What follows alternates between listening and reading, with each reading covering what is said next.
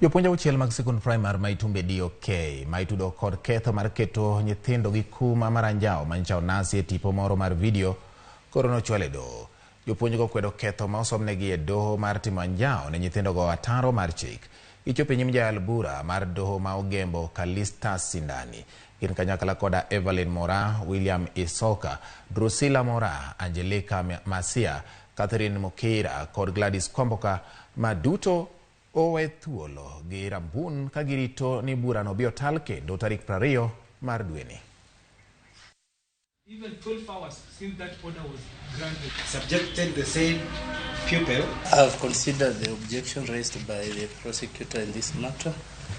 I have also considered the response by the defense counsel.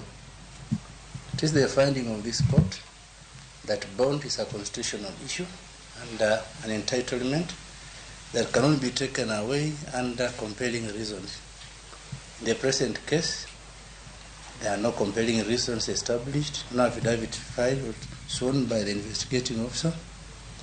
At this time, I'm granting bond of 500,000 with short of the same amount. On 14th day of April, it's allocated a whole day to be mentioned on 20th of February.